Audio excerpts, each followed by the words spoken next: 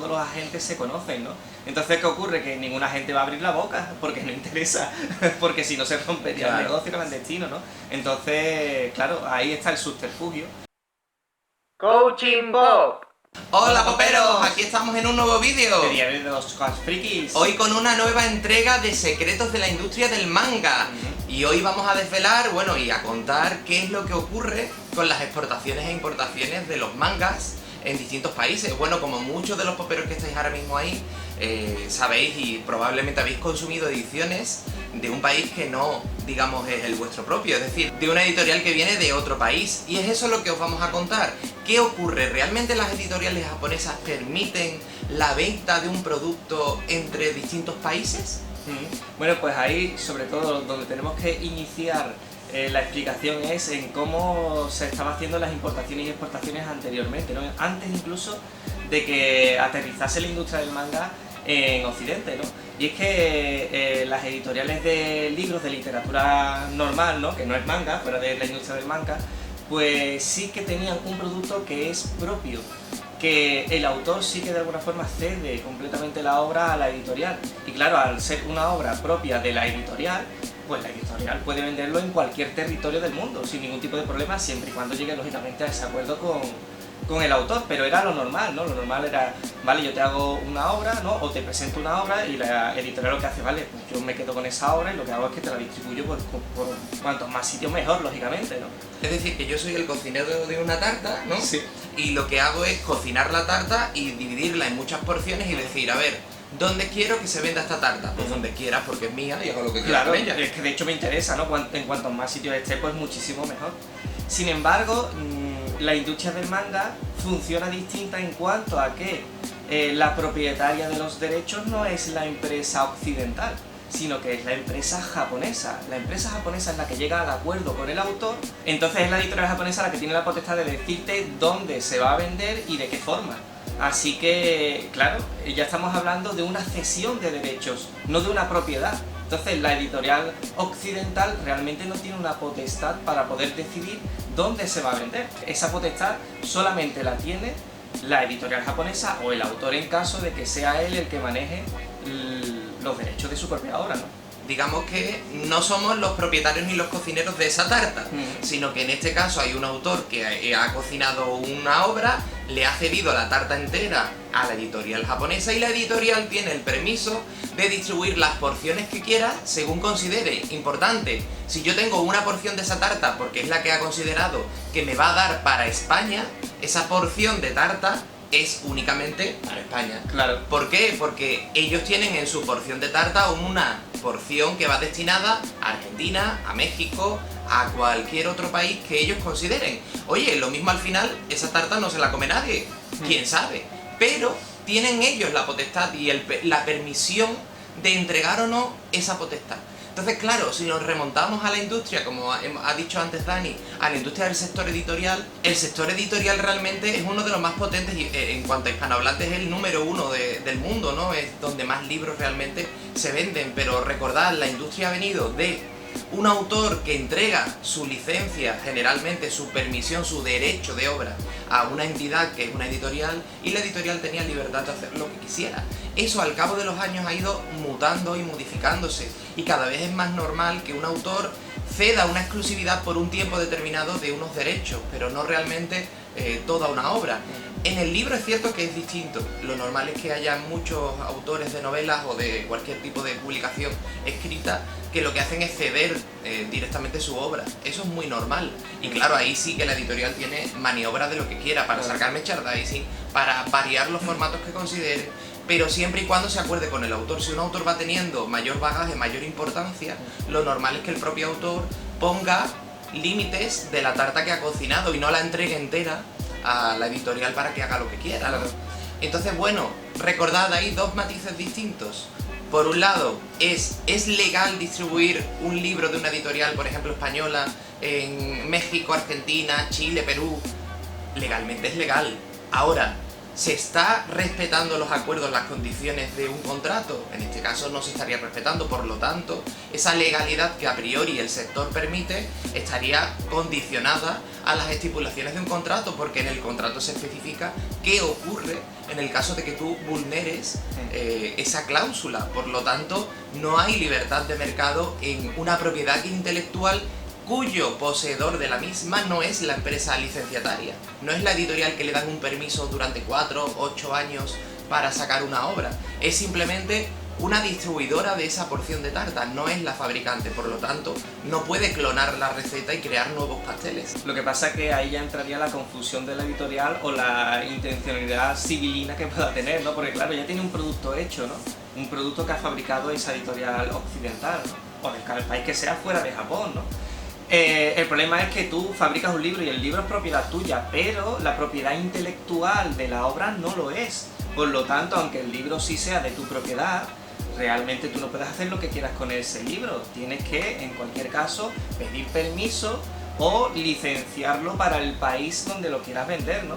Pero no puedes decir, pues bueno, como ya tengo fabricado 10.000 libros y en España solo se me van a vender 2.000, el resto lo llevo a Latinoamérica. No, eso no se puede hacer así. No se puede, porque te tienen que dar permiso, porque en el contrato se fija muy claramente el territorio en el cual tú puedes distribuir y vender esa obra, ¿no? Nosotros tenemos muchas anécdotas que os iremos contando en Secretos de Manga Live, pero sí os podemos decir que, por ejemplo, en nuestro caso, sí que llegamos a exportar a países latinos, pero con el consentimiento de la editorial japonesa. Nosotros fuimos y les preguntamos, oye, queremos pues eso, distribuir una cierta cantidad de ejemplares de este título en México, fue concretamente en México. Y nos dieron permiso, entonces nosotros sí cogimos y distribuimos.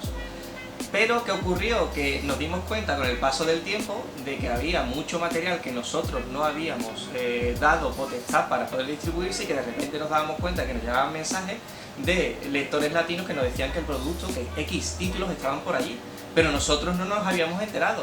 Entonces ahí de alguna forma había un puente que bueno, que era de alguna forma clandestino. Pero bueno, ya os iremos contando ese tema cuando toque. De momento ahí los dejamos.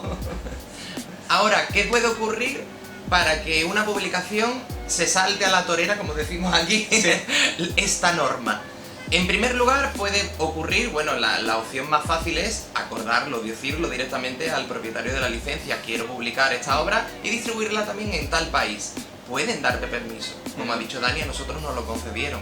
Eso sí, no fue una concesión exclusiva de un territorio, sino una permisión de venta en otro territorio. Es una ampliación de territorio sin que la editorial sea local realmente de ahí. Es decir, está considerada una exportación o importación si se mira desde el país que se comercializa. Por lo tanto, es muy importante que en ese caso siempre el consumidor pueda saber que esa publicación no es local. ¿Para eso qué norma hay? Bueno, es una obligación para la editorial el marcar el precio de venta con la moneda local del país. Es decir, cualquier título que veáis de libro que no tenga un PVP marcado, eso realmente está vulnerando una de las normas principales del sector editorial, que es tener que marcar exactamente de qué nacionalidad es esa edición, ¿no? Y por lo tanto el precio de venta tiene que ir marcado. La segunda, ¿qué puede ocurrir? Puede ocurrir que la propia editorial sea la que tenga picaresca y diga, bueno, no se van a enterar los japoneses, voy a distribuirlo por mis medios. Contacta con un distribuidor local o con una librería local de la zona y lo envía, lo comercializa. Ahí hay dos variables nuevas. ¿Cuál? Imaginaos que hay una factura de exportación a una tienda, a una cadena, por ejemplo, ¿no? de librerías. El licenciatario japonés puede tener constancia, porque hay una factura cuyo titular es al que han concedido la licencia, por ejemplo, para España, pues habría una factura de un mercado, por ejemplo, cadena de librerías de México, que podría vulnerar el compromiso que yo tengo con la empresa. Por lo tanto, ¿qué podría ocurrirme? Rescindirme todas las licencias. Importante, y no me devolverían el dinero que he pagado. Claro, lo que pasa que, claro, hacerse con esa factura tendría que tener la voluntad, una de las partes, de mostrarte esas facturas, ¿no? Claro. Y el tema está en que en el sector del manga, en el fondo, todos los factores, o sea, todos los agentes se conocen, ¿no? Entonces, ¿qué ocurre? Que ningún agente va a abrir la boca, porque no interesa, porque si no se rompería Claro. el negocio clandestino, ¿no?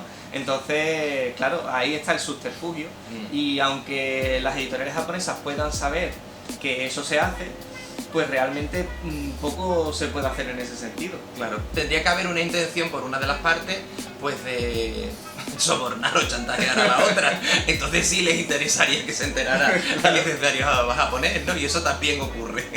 Otra opción que ocurre, ¿cuál es?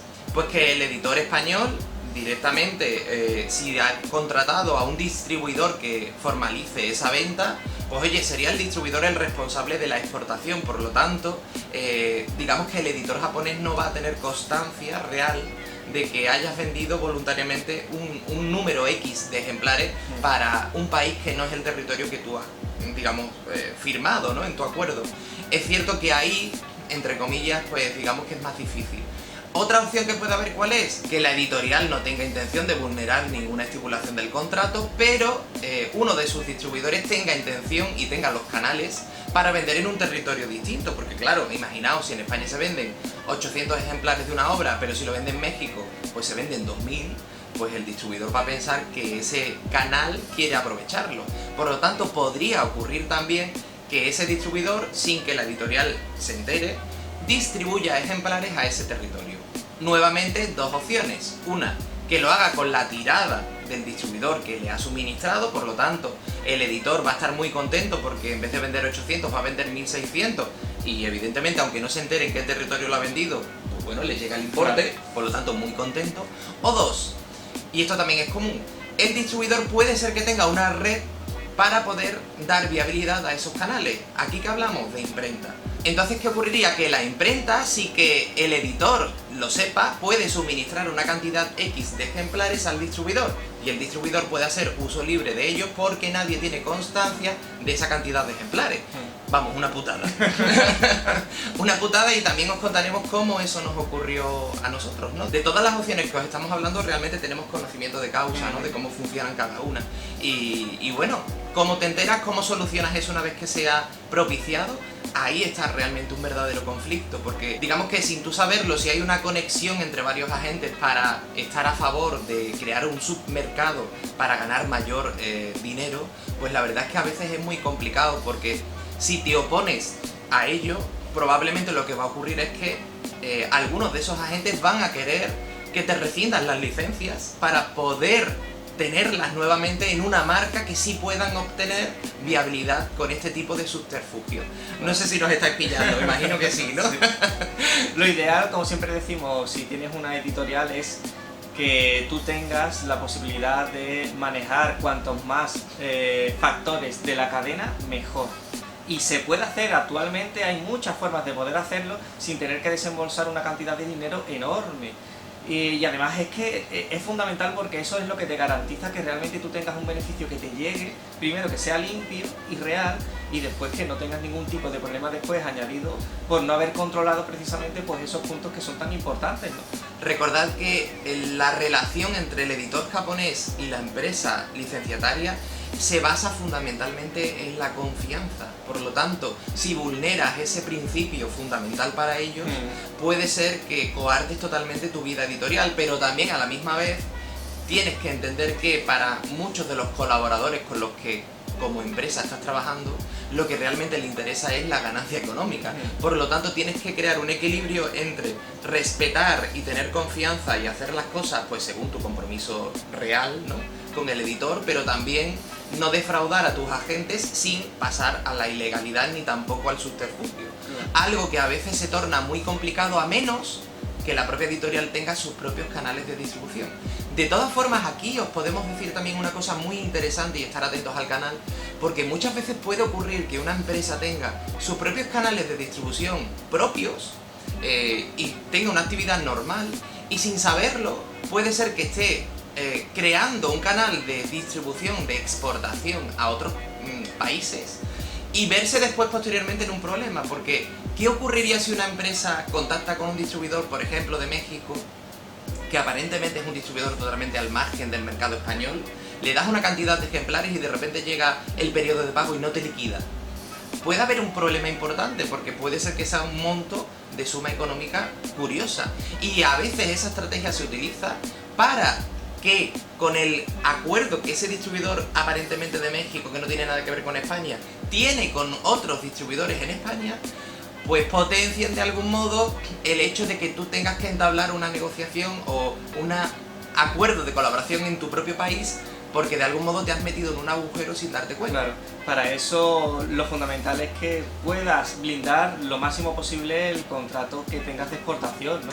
Y en ese sentido, si podéis cobrar la venta de esos ejemplares por adelantado, muchísimo mejor. Totalmente. Porque es lo único que os va a garantizar que después ese dinero pueda llegar. Imaginaos que os tenéis que meter en un pleito internacional. Eso es un jaleo que no vais a poder solucionar fácilmente. Claro. Así que si lo podéis blindar desde antes, muchísimo mejor. Si no lo podéis hacer, mejor que no lo hagáis, porque si no podéis garantizar el cobro de esos ejemplares, mejor dejarlo ahí. Claro. Entonces, bueno, resumiendo, ¿se puede o no se puede exportar a otros países? Con el contrato inicial de explotación de la licencia no se puede. Otra cosa es que tú llegues posteriormente a un acuerdo con la editorial japonesa que te permita una exportación puntual de X ejemplares, ¿vale? Pero siempre lo tienes que negociar y hablar directamente con la empresa japonesa. Realmente no están tan cerrados si vas pues con una claridad, ¿no? A nosotros nos concedieron muchos permisos de exportación a México, a Argentina, a varios países que realmente no nos costó trabajo que nos concedieran el territorio. Lo único que el editor japonés verificaba era que no hubiera una editorial interesada en el título, o incluso que no hubiera una editorial fuerte, ¿no?, en el mercado, porque es cierto que en determinadas épocas no había marcas tan importantes, ¿no? También algo común que puede ocurrir, y esto es importante, es la diferencia entre importación-exportación o crear una filial. No es lo mismo que, por ejemplo, Mangaline España crea una filial en Mangaline México a través de un acuerdo de colaboración con un distribuidor local. Eso puede darse, y eso sería un nuevo contrato que se formalizaría, digamos, entre las partes, entre el editor japonés, con unos canales exclusivos para allí. Un nuevo contrato importante, que el hecho de que tú tengas una filial en otro país no quiere decir que el contrato que has firmado con Japón ya diga, no, bueno, pues yo que ya tengo una empresa que en verdad está en 2 países, no, pero tú tienes un acuerdo con Japón que te estipula el territorio, así que eso no te lo puedes saltar. No, y acordaos del PVP, la edición tiene que marcar de qué nacionalidad es realmente, y eso es muy importante. Y bueno, por ahora dejamos hasta aquí este punto. De todas formas, atentos al canal porque hay muchos más detalles que vamos a ir desgranando en distintos vídeos en base también a nuestra experiencia. Porque muchos de vosotros a lo mejor estáis diciendo, bueno, pero es muy fácil saber si hay una empresa conectada con otra de otro país. Por ejemplo, yo miro las escrituras de constitución de una empresa, pues ahí veo las personas que son las máximos accionistas, ¿no? Sí y no. Es cierto que legalmente, supuestamente, tiene que estar en una notaría o algo similar constituido, pero hay muchos acuerdos donde una persona puede ser, digamos, el máximo accionista sin forjar, digamos, ese acuerdo ante un notario. Por lo tanto, hay un sinfín de posibilidades para saltarse la norma. Entonces no podéis garantizar solo en eso. Incluso a veces hay hasta redes familiares, a veces hay personas que tienen distintas empresas en distintos puntos y son familias, y a lo mejor tú como empresa no tienes ni idea. Así que atentos ahí a esos próximos vídeos que iremos desgranando de este tema, ¿vale? Bueno, pues vamos a pasar a contestar algunas de las preguntas que nos habéis ido dejando en el canal. Recordad que esa vía de comunicación la tenéis abierta, dejadnos todas vuestras preguntas que iremos contestando en futuros vídeos. Así que si os interesa el tema de secretos de la industria del manga, solamente tenéis que iros a esa línea de vídeos y dejar en cualquiera de ellos vuestras preguntas, ¿vale? Bueno, la primera de ellas nos la hace llegar Casiano CE. Muy buenas, Casiano, Hola, Casiano, que además sabemos quién eres. En este caso nos dice, hola, en 2006 Mangaline publicó Lupin y Vampire Princess Miyu en Portugal.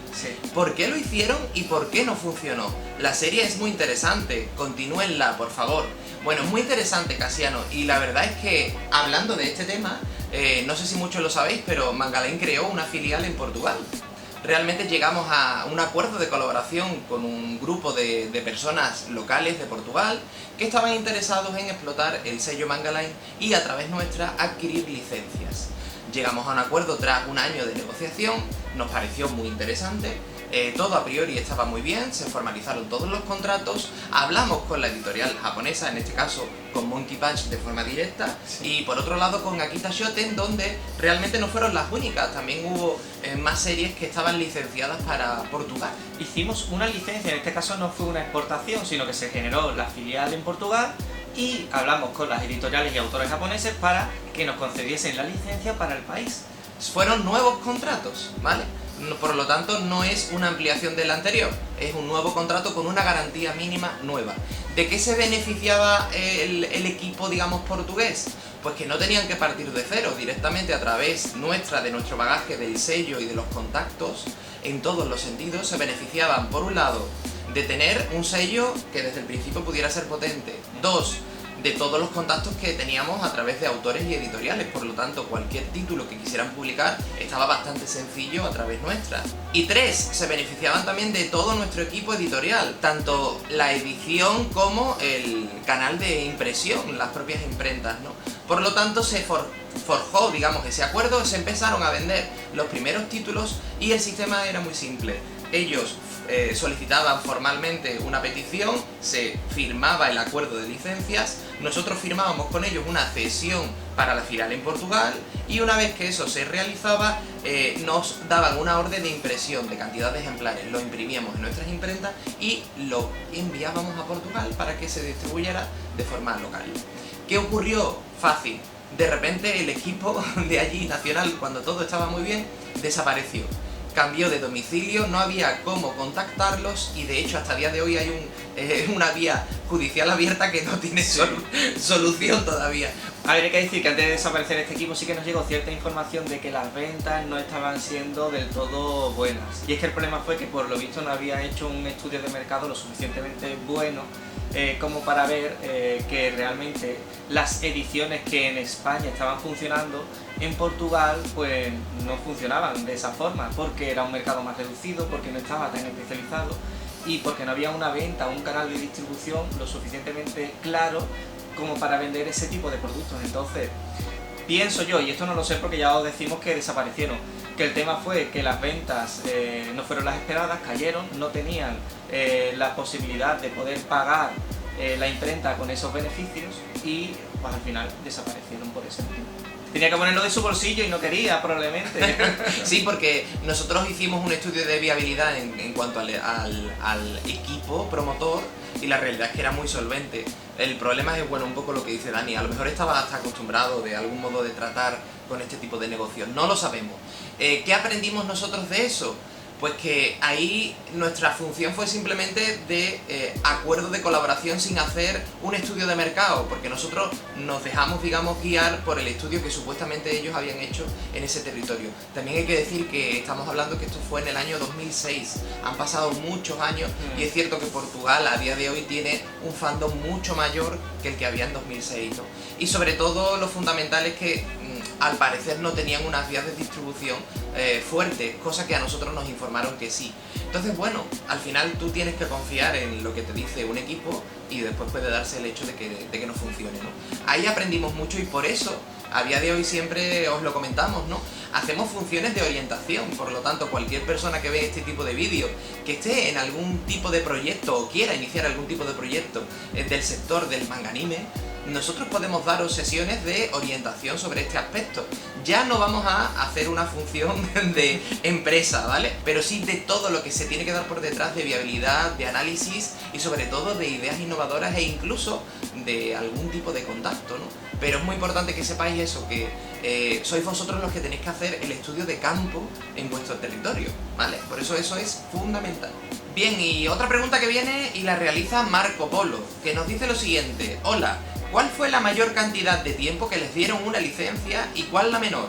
Saludos desde México. Muy buenas para todos los que estáis ahí en México.